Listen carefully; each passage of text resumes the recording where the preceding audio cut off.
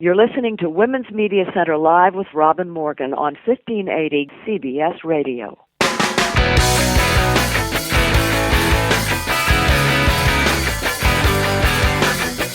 Welcome to Women's Media Center Live. I'm Robin Morgan. You're listening to us on CBS radio station WJFK 1580 AM in the Washington, D.C. area, or on the web, WMClive.com, where you can also find podcasts of previous shows, and which can link you direct to iTunes, where you can download and even subscribe to the show worldwide. You can also find us and like us, why not, on Facebook, and follow us on Twitter. We are omnipresent.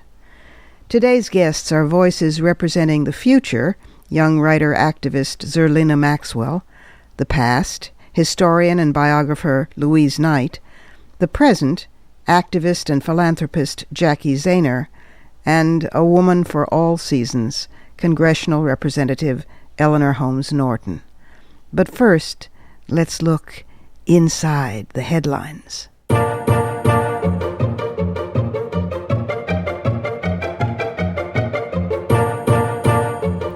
Well, we've managed so far to succeed in keeping Larry Summers from being appointed to be the chair of the Federal Reserve. That's a triumph. But we haven't yet done the other half, which is to get Janet Yellen appointed as not only the best candidate, but also the first woman ever to head the Fed.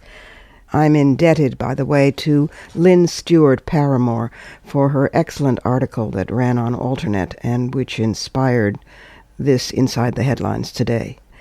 It's hard to overstate the importance of the president's choice for the next head of the Federal Reserve.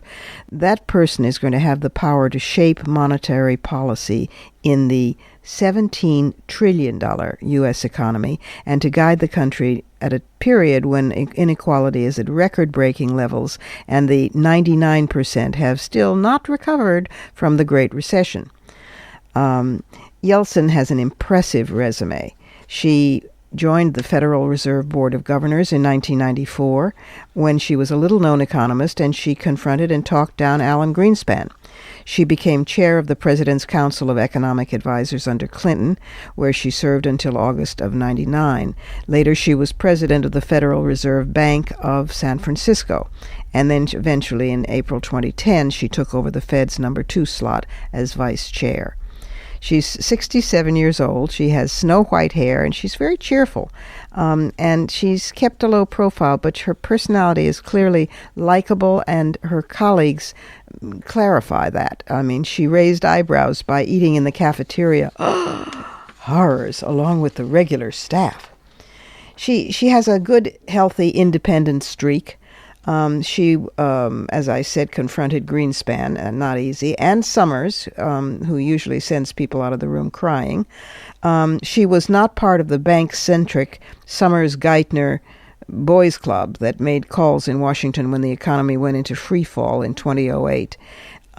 She disagreed with then Fed Chair Ben Bernanke's recurrent happy talk about green shoots coming up, and she warned, honestly, that we were not out of the woods, and in 2009 she said the pace of recovery will be frustratingly slow.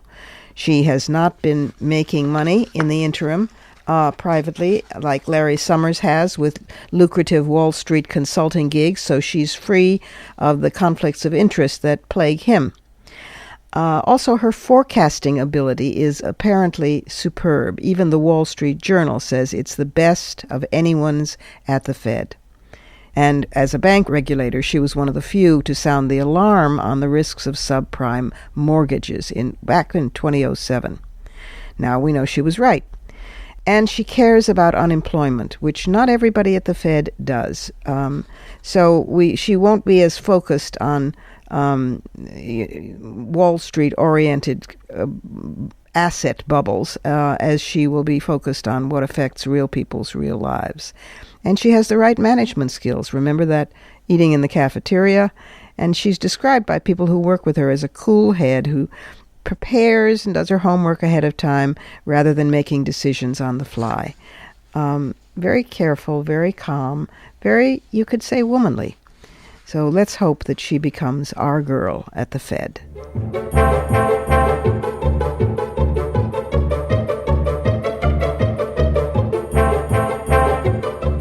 Our first guest today is Zerlina Maxwell. She's a political analyst, a TV contributor, a speaker, and she writes for Feministing and Ebony Magazine and The Griot, among other places. Lucky enough to have her. Welcome to the program, Zerlina. Thank you so much. Let's start with the fact that you're still walking around upright, admirably, after being inexpressibly, viciously attacked online after an appearance that you did, I think it was on Sean Hannity, right? Yes, correct. Where you talked about rape culture very sanely, very intelligently, in the same tone in which your excellent writing appears in Ebony and on Feministing, and you know, I mean, it was a really intelligent presentation. Say what happened. Well, I think it was back in March, and I think, I sort of went into the perfect storm where the conversation dealt with the intersection between the debate over guns and the debate over rape and sexual assault. Yeah. And so after the Newtown shooting, the debate began to emerge when Democrats were trying to get gun safety legislation passed that, we can't, enact any gun safety restrictions because that actually will harm women because they will need guns in order to prevent sexual assault and domestic violence. Yeah. And so we started the segment sort of in that area of the debate about guns, and I used it as an opportunity to again reiterate my strong belief that women should not be required to do anything in order to prevent sexual assault. It's the men who should be doing something.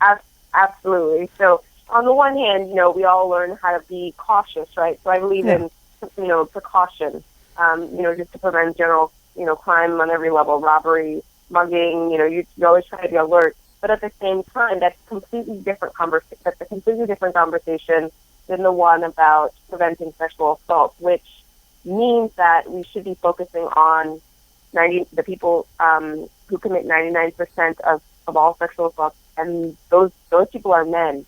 And too often we're always requiring women to have pepper spray, and they were saying we should arm every woman because that will prevent rape, and that actually won't prevent rape because 2/3 of women are attacked by someone that they know and trust, and so a gun is not going to help you when you're on a date. Yeah. It never ceases to amaze me. No, they don't do this. Nobody does this with any other crime. Nobody says that, I don't know, the guy who's walking along the street and he's held up and his watch is stolen. Nobody says, well, you were wearing a watch on the street, and what did you think would happen? Whereas rape is blamed on the woman for how she dresses, for the time of day that she's out, right. Not in purdah at home, wrapped, for if she smiles at somebody on the street, for that now that she's not packing a gun. I mean, right. It is so amazing, and of course, battery was the same. I mean, it always, in this case, is turned back on the victim. It's a blame the victim game. It amazes me the persistence of that utterly specious argument. It really persists. For so many generations, it's really been the same thing. I think, historically, we resist putting any responsibility on men to control their behavior.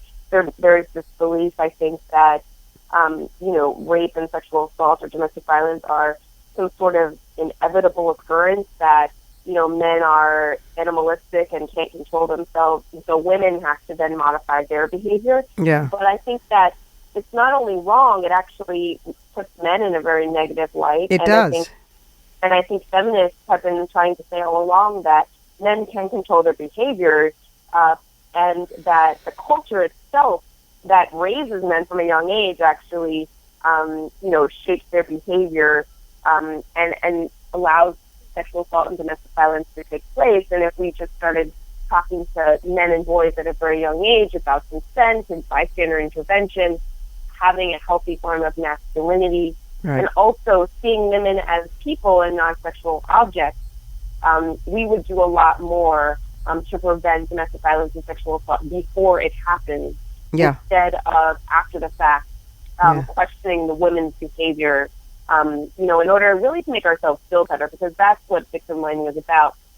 Victim blaming is, a way in which I think, people look at the victim's behavior and say, oh, well, you didn't follow, some sort of set of rules, right? You broke one of the rules. You were walking alone at night, and that's why that happened to you. When in reality, there really isn't much you can do to prevent sexual assault, particularly because it's always, for the most part, committed by someone that you know. So, for me, it's all about really emphasizing the point that the only way that we really can prevent rape in the majority of cases is to make sure that we're not creating rapists in the first place. Yeah. So you got this enormous, frightening deluge of violent attack. And where is it now? You clearly have survived it. You're vertical. Yes. I, after my appearance on Hannity, really just saying that men should be taught not to rape instead of blaming the victim, that was apparently controversial. And so I received death and rape threats on all of my social media accounts. And it was very difficult for a very long time. I had a good support system in place, and so I think that was key in making sure that I didn't, completely fall apart. Yeah. Because it happened in March of my final year of law school, and so I had to deal with the rape and death threats, but I also had to take final exams and write papers and do presentations so that I could graduate. And so, I think for me, everything is fine on that front. But at the same time, I think, it was sort of an illustration of exactly what rape culture is, because as soon as I said something that, men, and it was majority men sending me those horrific messages that they didn't agree with, I get threatened with rape and death. And I think it was really just to silence me because they didn't like what I was saying. And, it just made me want to not shut up. Basically, I refused to be bullied into silence. And I think that it's important for me to continue speaking out, because there are so, 25% of women are impacted directly by sexual violence. And if not themselves, it's someone that they know. And I know that if I'm strong enough to speak out, I have to keep doing it, because these other women and men who are not strong enough to do that. Right. I know I'm not speaking for myself. You're so right. And it impacts, actually, I think, on every woman, whether she herself is directly experienced, or even if she doesn't, which is unusual, have a friend or acquaintance who's been raped. And I often think, just picture a woman walking down a street. And let's say it's just after work and she's going into the parking lot or something to get her car. She is aware. Her antennae are out. Are there footsteps behind her? Are they a man's footsteps? Are they rapid? Is there somebody coming to the side? Her eyes scan the doorways. Her eyes notice, is there a store open? Is there a cop on the beat? She is on red alert, orange alert, with some color high alert, and even unconsciously. You put a man, and maybe the footsteps behind her are a woman, in which case usually she relaxes instantly. But if you put a man in that same situation, he is free of having to notice all of those things. Right.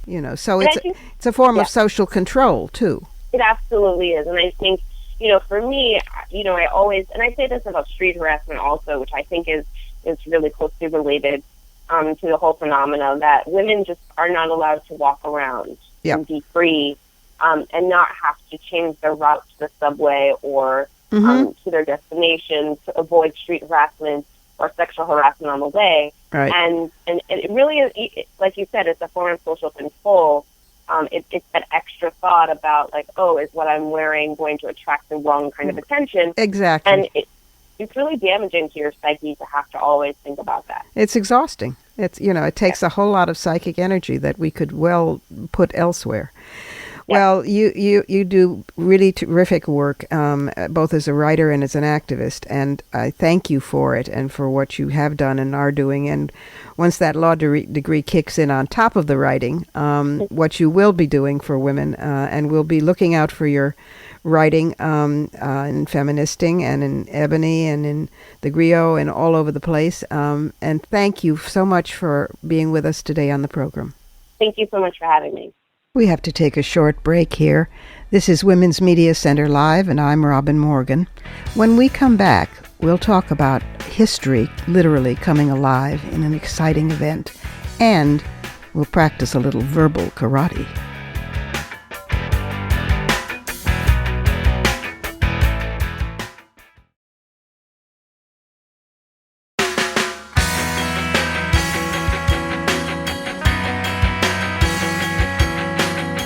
You're listening to Women's Media Center Live with Robin Morgan on 1580 CBS Radio. Welcome back. Our next guest is Louise Knight. She's an author, lecturer, and distinguished historian who has written 2 biographies of the great Jane Addams. The first on the formative years, Citizen Jane Addams and the Struggle for Democracy, and the second, the first full-life biography of Addams in 37 years, was called Jane Addams, Spirit in Action. Louise Knight's writing has been widely published in various journals, but today she's here to talk with us about a life in action, a shift into activism. Welcome, Louise, to the program. Thank you. It's a pleasure to be here. I want to talk briefly about your books, your by now classic Jane Addams oeuvre.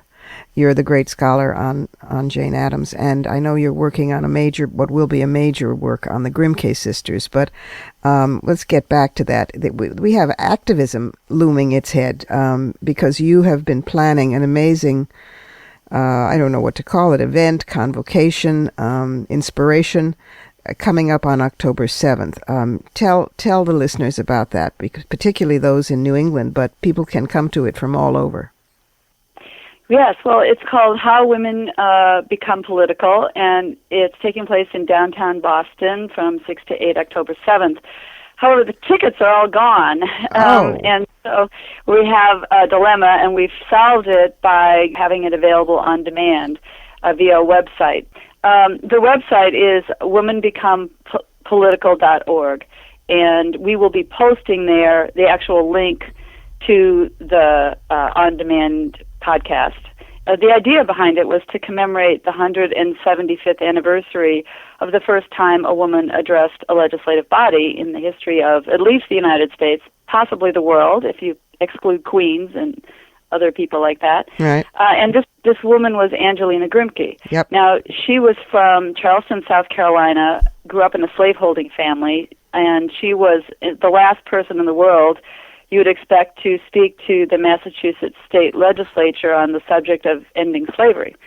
But she transformed her life. I won't go into the details exactly right now, but she became that person, and she was a fiery radical, and this speech was, and the act of the speech was really a breakthrough moment in women's history. So we wanted to be sure to honor that. And at the same time, we didn't want it to be just a commemoration, because that's kind of too sentimental.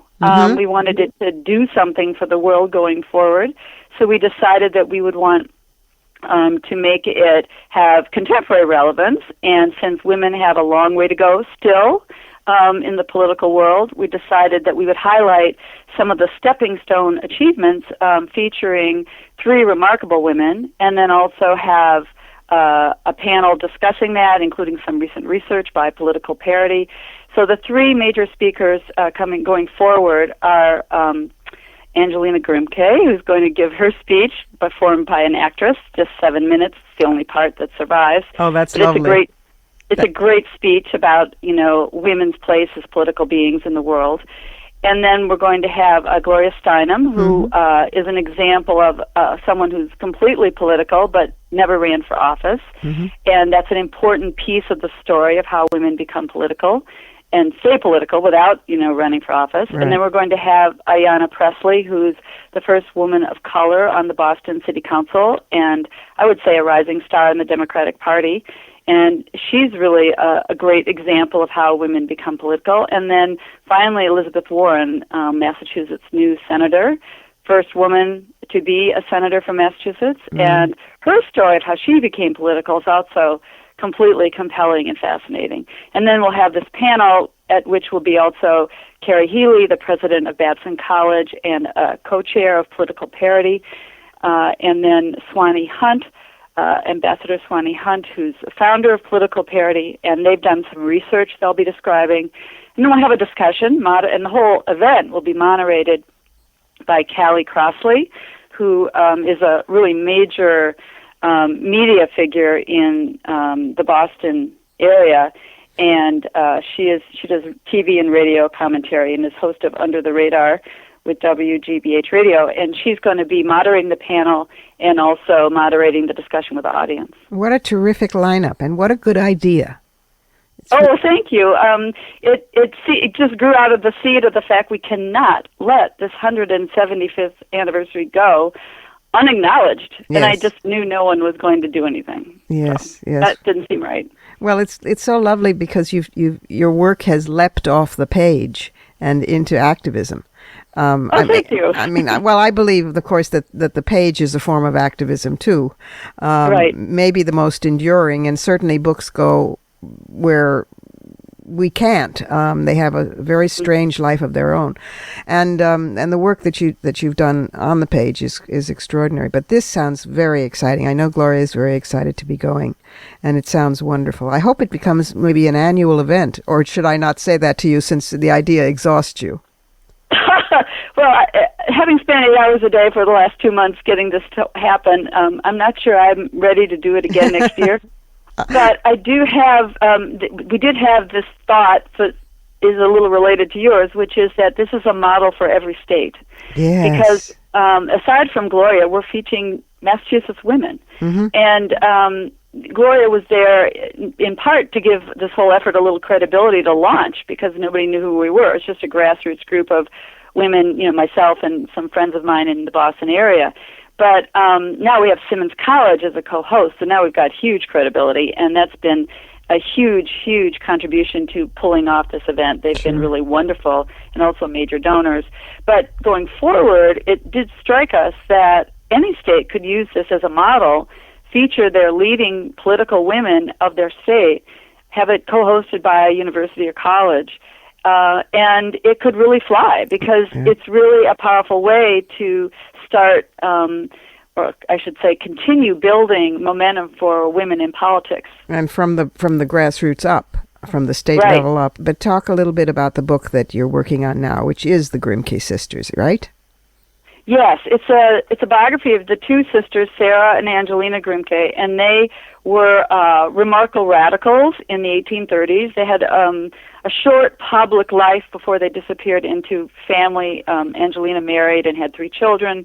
Sarah lived with them, but they actually stayed much more active throughout the child-rearing years, and people realized, so I'm going to be bringing that forward. But I thought, just so people could catch a flavor of these two sisters, I might share a couple of great quotes. I contend that woman has just as much right as man to sit in the presidential chair of the United States. She said that in 1837.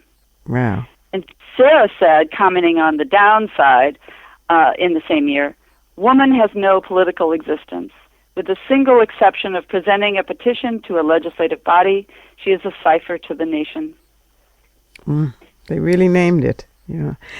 And coming from Jane Addams to the Grimke Sisters, is that a leap or a natural organic segue?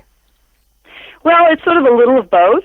Jane Addams is what I would call a closet radical, and I was having an itch. I felt an itch to deal with an out radical, and the Grimke Sisters are truly that. So there's definitely a connection, but also a shift. Wow. Well, I look forward to reading the new one. I know you're at the research level, so I'll have to be patient.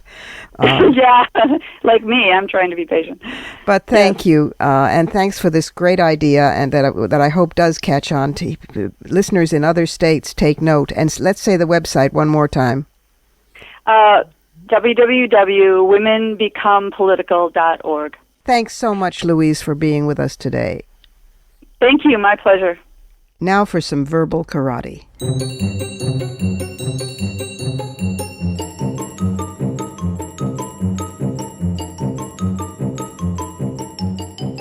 This is an excerpt from Unspinning the Spin, How to Decode the Hype and Say What You Really Mean, which is the Women's Media Center's Guide to Fair and Accurate Language by Rosalie Maggio, the great word expert. It'll be the first Women's Media Center book, and it'll be coming out toward the end of this year with an introduction by Gloria Steinem and moi. And it's funny and witty and fair and accurate. So this is the entry on secularist, which means not religious or without religious significance. Secularist is beginning to rival liberal as an epithet, though, today in media. In separating church and state, the Constitution set us up as a secular nation. Secular never means against religion and never means atheism. Unfortunately, today, the adjective secular is used as something like immoral, God-hating, dirty dog. Most commonly, those described as secularists or secular humanists simply want religion and government to have their own separate spheres.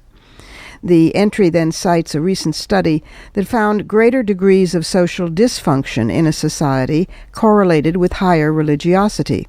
Contrary to religionists' claims that secularism produces moral decay, secular societies, for example France, the Scandinavian countries, and Japan, have far lower rates of homicide, sexually transmitted diseases, teen pregnancy, and abortion than does the U.S. with its high rate of religionists, in fact, a rate unique among industrialized Western nations. Similarly, the more secular blue states in the U.S. have lower rates of divorce, infant mortality, homicide, and violence than the so-called red states, where fundamentalism claims to have made its beachhead.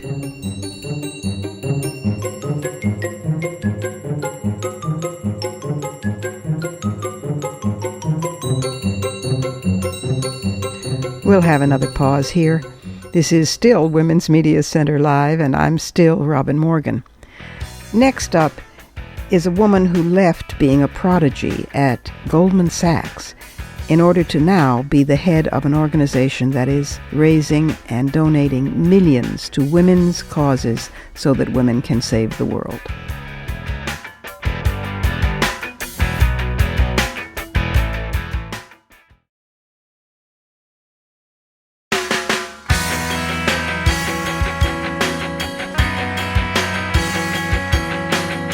You're listening to Women's Media Center Live with Robin Morgan on 1580 CBS Radio.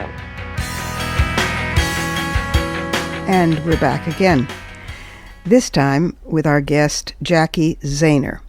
Jacki is the CEO of Women Moving Millions, which is a nonprofit organization dedicated to mobilizing unprecedented resources for women and girls.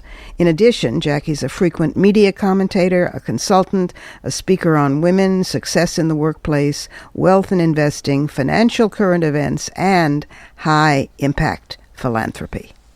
Welcome, Jacki, to Women's Media Center Live.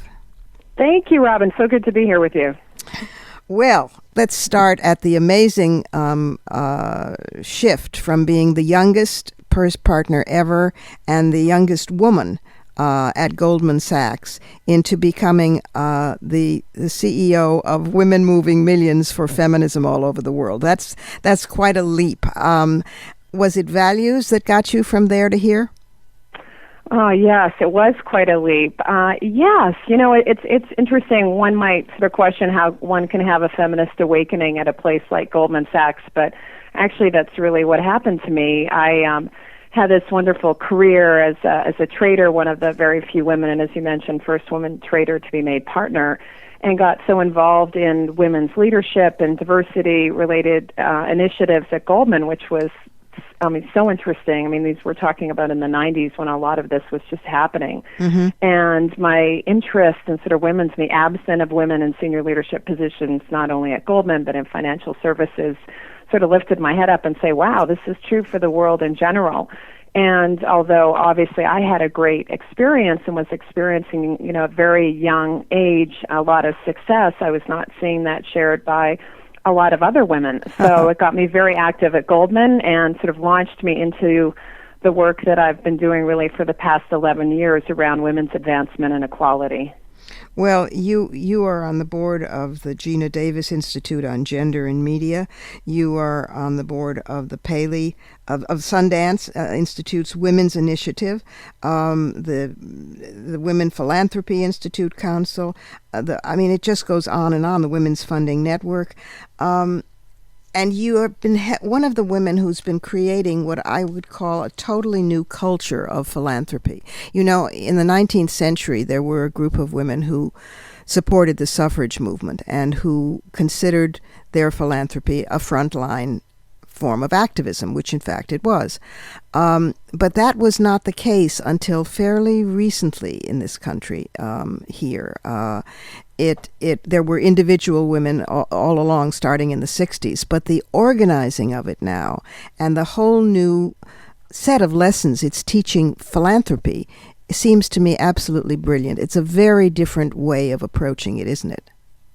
Yes, I love how you termed it a new consciousness. Actually, the founder of Women Moving Millions, one of the co-founders, is Helen McKelly Hunt, who is just beyond a personal hero and mentor of mine. She's a darling. She talks a lot about that. She's a dear, darling person, yes.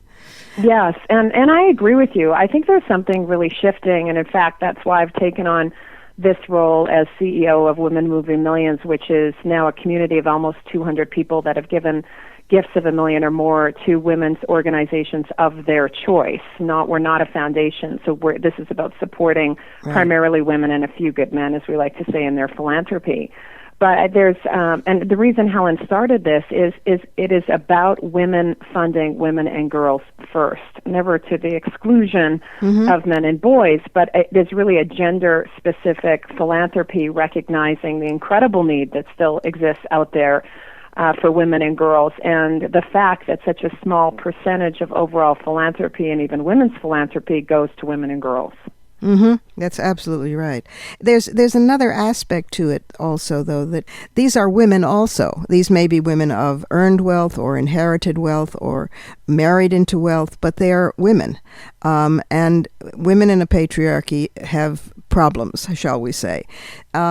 Years ago, when Sally Bingham was one of the very first women to take a stand and try to shifted, as she put it, from funding the opera and all the things that she was supposed to do to funding women's groups, her family and the men in her family got very upset and asked her to leave the board. This was a board of great newspapers all across the South, of course. And out of that came a whole new consciousness about women of wealth, that they too have sometimes suffered sexually abused childhoods, that they too have sometimes been battered, but you have to scream quietly so the neighbors don't hear. That there must be a whole new support network for the women who are doing the giving in Women Moving Millions as well, isn't there? Absolutely. And I think, Helen and Swanee Hunt, who, again, co-founded Women Moving Millions alongside Chris Grum of the Women's Funding Network, came from inherited wealth and in the South. And I think that was a lot of the original idea around this was helping women finding voice and finding community. And we often talk about Women Moving Millions as going from a campaign, what it was originally to encourage $1 million gifts to women's foundations, into community. And I found that myself, though my family circumstance is very different. I grew up in a small town in Canada. I didn't come from money. I was really fortunate to end up at Goldman Sachs and a great seed. And so I'm sort of in that earned wealth category, and I was very blessed with an incredible family and upbringing. That's not true for everyone. And regardless of your circumstance in life, there is a common value set, I think, within Women Moving Millions, but more broadly, that is holding us together and is reflective of this new consciousness, which is saying that a more just and equitable world will only happen if it is a more gender-balanced world, and women share more equally to access and opportunities and rights and safety. And that's really what this is about, is saying, we want a better world for everyone, and we are going to do it by focusing our efforts on women and girls. Let's talk about your work with film, because it's been very impressive. You've funded films, you've executive produced films, and you have a dream project, which I couldn't be more pleased and hope that it comes to pass, which is a Wonder Woman film. But talk about you and film. Oh, well, it's been an interesting journey. I mean, I've always loved film, always. And actually, I almost forgot, like 10 years ago, I had a film production company when I was sort of on this trail of getting a female superhero film made. And then I kind of took a hiatus, and then I moved with my family to Park City, Utah, which is where we live now, and got involved with Sundance. And actually, it's just a great story. The first year I came out here, the film Misrepresentation, which I hope everyone has seen, was featured at Sundance. So we had this party, and it just took on its own energy. As you can imagine, over 100 people showed up on short notice, and it was just this amazing, authentic, real, community-driven conversation about the opportunities and barriers with women in filmmaking. And that has since led to a lot of things, including me joining the board of the Sundance Institute, which is just an honor and a thrill for the work that they do to support independent filmmaking. I'm an active investor in film through Impact Partners, which is a social impact film investment group. And we are launching, almost as we speak, the first ever women director feature film fund called Game Changers. Yay! So, and that really came out from the meeting where women saying there's a real barrier to accessing capital for women directors, and we're tackling that head on. It's exciting work that you're doing. Oh, I wish we had more time, but people can find out more about the work that you do and get involved in it by going to the website. Yes, it's simply JackiZehner.com. Yes, JackiZehner.com with JCKIZEHNER. And I blog, I write a lot for LinkedIn. We, of course, have the WomenMovingMillions.org website. I invite people to learn about Women Moving Millions there as well. That sounds fantastic, and I urge people to check it out. Thank you so much for being with us, Jacki, on Women's Media Center Live. Robin, it's such an honor, and thank you for the incredible work that you do. We have to take one last break here at Women's Media Center Live, where I, apparently without trying very hard, am still Robin Morgan.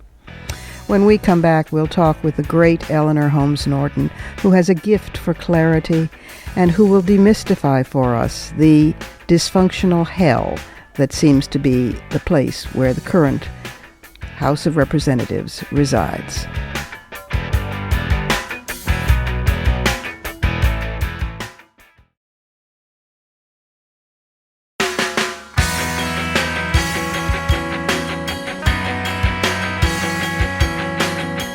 You're listening to Women's Media Center Live with Robin Morgan on 1580 CBS Radio. And welcome back again. Our last guest today is Congresswoman Eleanor Holmes Norton, returning to the show. She is now in her 12th term as the Congresswoman for the District of Columbia. She's the ranking member of the House Subcommittee on Economic Development, Public Buildings, and Emergency Management, and serves on two committees, the Committee on Oversight and Government Reform, and the Committee on Transportation and Infrastructure. And before she was in Congress, she was the first woman to chair the U.S. Equal Employment Opportunities Commission. She came to Congress as a national figure already who had been a civil rights leader, a feminist leader, a tenured professor of law, and board member at 3 Fortune 500 companies. She's been named one of the most 100 important American women in one survey and one of the most powerful women in Washington in another. What's more, she is a woman of deep integrity, enormous warmth, and a dear friend. Welcome back to the program, dear Eleanor. Glad to be with you again, Robin. Now, I know that we just pulled you off the floor where you were holding forth about the, I was going to say morons, which is kind of disrespectful, but there you go, who want to shut down the government and also who want the government to default on its debt. What kind of wonderful things were you saying? Well, the only thing worse than shutting down the federal government is shutting down the local government of the District of Columbia. You know, the District of Columbia raises in local funds $8 billion in local tax money every year. My God. And yet it has to bring that budget to the Congress before it can spend its own money. Of course, we have bills pending that would give us autonomy over our own budget, but at the moment, our local budget is caught up here with the federal budget. So I essentially went on the floor and said nobody wants to close the government down, but the federal government, as I speak, is engaged in contingency plans now underway to close down the federal government in case this all falls apart. It does that every time we get to this kind of stalemate. Crazy. I said, but what you don't know is that the nation's capital is engaged in the very same exercise, and it costs us money to do that. And I laid out what the figures were and what the number of hours were, and said, free the district's budget, for God's sake. We're innocent bystanders to this federal fight. So it's very frustrating. Yes. Raise your own money to have $1.5 billion in reserves. Oh my God. To have a balanced budget, which the federal government does not have, and then to have them hold up your Well, it's your also budget. it's also a classic case of no taxation without representation. I mean, you represent the district, thank God, but they still don't have a vote in independently of. I mean, what you've been fighting for so many years for. Yeah. While I vote in committees. Yeah. That last vote on the House floor, including the vote on the district's budget, I do not even have. So anybody who thinks this is a democracy ought to think twice. Yeah. Oh God. Tell me also, you are now heading the subcommittee on, is it roads and transport? Surface transportation, which includes all kinds of roads, bridges, and mass transit. Oh. And it's the largest of the subcommittees on transportation. On the Transportation Committee, which also includes, of course, rivers and other things. Wow. And it has the biggest appropriation, and I am very, very pleased to have been elected a subcommittee chair of that subcommittee when you consider that what has usually been a bipartisan issue, even here now, has its difficulties, but most people understand that at home people are waiting for funds for their subways and for their roads. We're not going to be a nation. In fact, what made us a nation that led the world economically was first and foremost the highway bill that connected every part of the United States under, guess who? Dwight Eisenhower. Wow. And that's who under Eisenhower started the process by which the federal government gives funds to the states to keep the highways, bridges, and metro going. And the problem now we have now is that for more than 20 years, the way that is funded through a user fee and the highway trust fund, which you pay at the pump, the Congress hasn't allowed that to increase for over 20 years. So funding for our highways, bridges, and our subways is problematic now. You see, everything up here is falling apart economically, and it's because the Congress is it's interesting to note, and your listeners should understand that the House Republicans have been taken over by a smaller group of Republicans who essentially control the Republicans in the House, and these are the so-called Tea Party Republicans. Yes. And the way they do it is if they withhold their votes, because the House and the Democrats and the Republicans are only narrowly several votes apart. Right. If they withhold their votes, then of course the Speaker, unless he compromises with the district, can't pass anything. I see. And that's why, by the way, we are on record now. Last Congress, the Congress of the last 2 years, was by the statistics the least productive in American history. Yes. And we are on par now to beat that bad record. I remember reading that and thinking it's total paralysis. It's madness. It's really madness. It is. Eleanor, it's good news, I think, for ordinary people that you're working on infrastructure and highways. I mean, and which means mass transit, which means just a whole lot of getting from here to there. explain, it's a stupid question, but explain why the president cannot, he keeps calling, he keeps pointing out the need for better infrastructure, our bridges, our roads, and also it would be a way like FDR did of putting a lot of folks to work. Why is there no way to do that by executive order, because it still is the power of the purse with Congress? Oh, yes, you can't. He's been wonderfully creative in doing things. Oh. But yes, this takes money, and but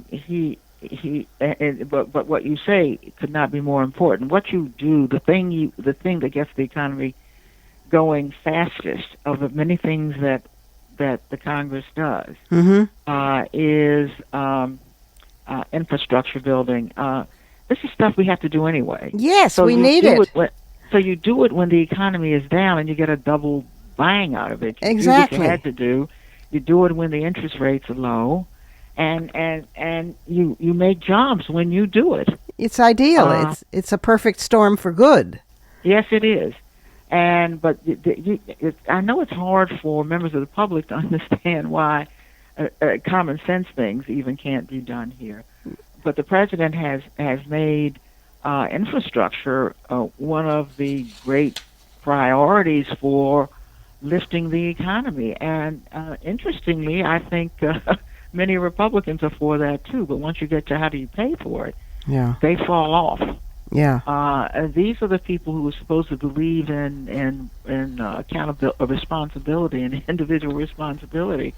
But of course, when it comes to paying their own debt, paying for getting the country running again, they if it costs money, they don't want to hear it. Yeah. Well, I mean, there are also hawks who suddenly turn into doves when it's almost a tit for tat. If Obama wants to do X, they want to do Y. I'm afraid that is it. That's how you calculate it. If he zigs, they want to zag. And if the people zig, they want to zag, and they don't seem to care.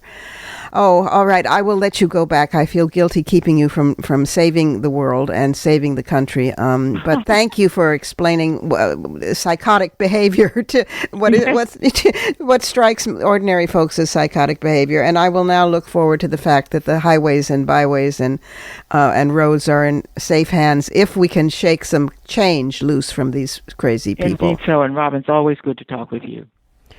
And now it's time for Fighting Words.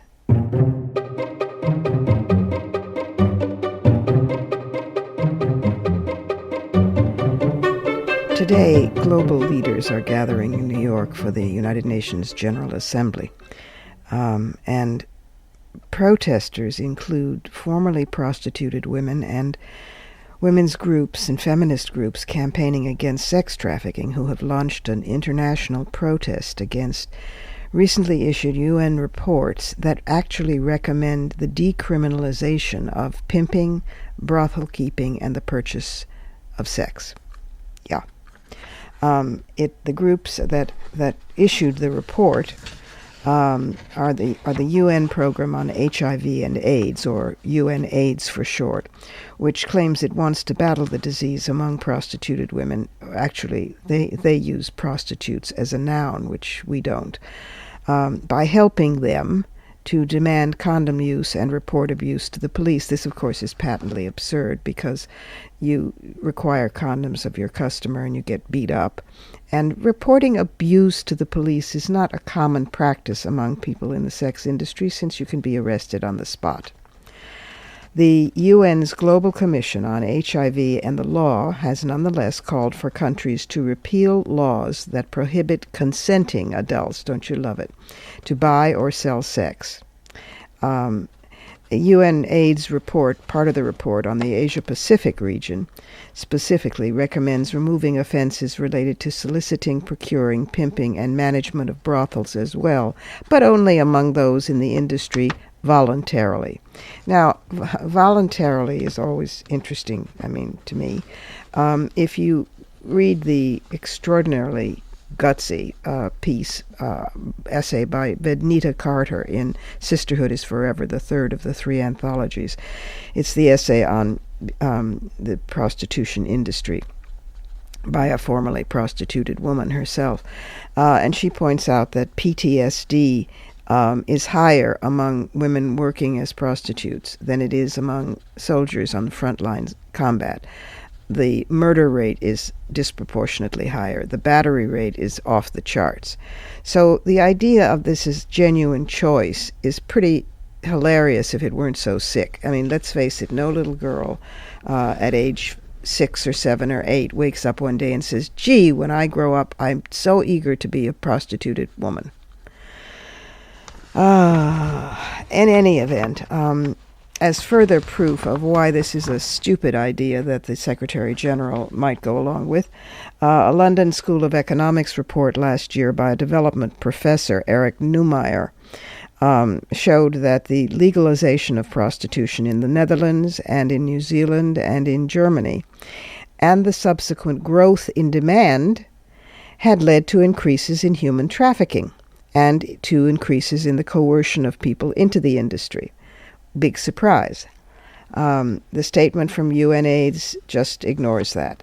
It also ignores evidence quite to the contrary, that, for example, groups that are signing the letters to Ban Ki-moon and to UNAIDS include Equality Now and EVES, the British pressure group against violence and trafficking, and the Coalition Against Trafficking in Women in the U.S., Philippines, and Australia, and anti-trafficking organizations in Canada, South Africa, India, Italy, France, and Japan. But one of the things that they point out is that a Dutch government report in 2007 found that despite prostitution being legal and even regulated in the Netherlands, the state is the pimp. Nonetheless, prostitutes' emotional well-being was lower than pre-legalization, and, quote, the use of sedatives has increased. Well, and the London School of Economics report concluded that since 1999, when, on the other side of the ledger, Sweden decriminalized prostituted women selling sex, but cracked down on men buying sex, which is the so-called feminist solution, what we've been calling for all along. When Sweden did that, the illegal trafficking of women into the country to meet demand dropped below 400 a year. While it was 4 times that in Denmark and was more than 15,000 women a year in Finland, where laws are much more relaxed. So, it seems that it's pretty much proven that trafficking increases and the status of women declines when you legalize it for men. When you don't go after the women who are the victims of it, but you do go after the buyers, you have a very different story. If you feel like adding your voice to this protest, that the UN should not suddenly think it's really cool to traffic and prostitute women, you might want to drop an email to the Secretary General, to Ban Ki-moon, at SG, that's S as in Sarah, G as in gee whiz, well, it's SG as in Secretary General, SG at UN.org. Very simple, SG at UN.org. And if you want a sardonic fix, the 8th episode, episode 8 of this program, broadcast last October of 2012, was a show devoted to trafficking and to prostitution. And in it, I wrote and read a modest proposal about how trafficking was the solution to all the world's problems. Enjoy.